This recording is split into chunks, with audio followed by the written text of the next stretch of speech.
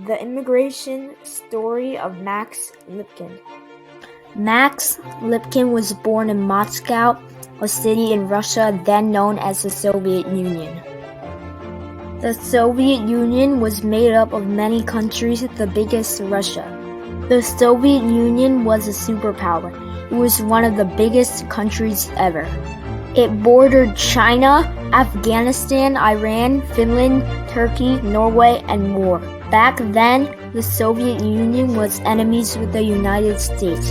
They both wanted to be the most powerful country on earth. At the time Max was born, the Soviet Union was falling apart. He lived in an apartment and went to school 6 days a week. The school was quite demanding, strict, and advanced. Max wore a uniform to school. Growing up, kids in the Soviet Union were envious of the West and particularly America. They were envious of their popular culture. Max played soccer and basketball growing up. They were not organized sports, however, and did not have referees. Kids also roamed streets and construction sites. Some biked around the city. His family never went out to restaurants. They always ate at home. When the first McDonald's opened in Moscow, the lines were out the door. Then, his school went on strike as the country was falling apart. Then, on August 13, 1992, they took a plane from Moscow to JFK in New York City. They then boarded another flight to Chicago. It was his first time on an airplane.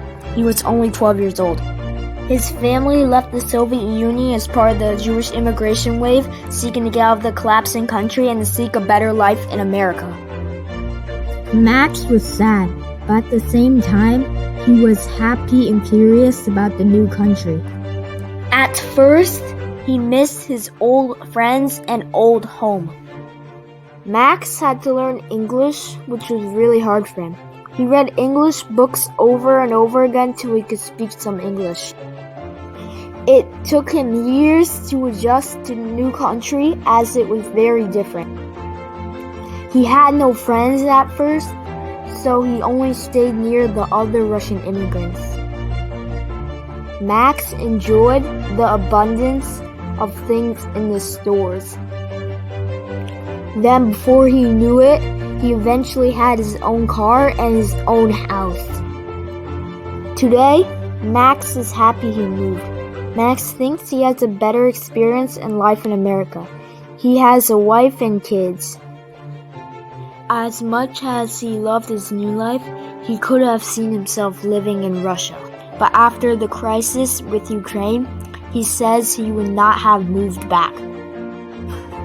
And that was the immigration story of Max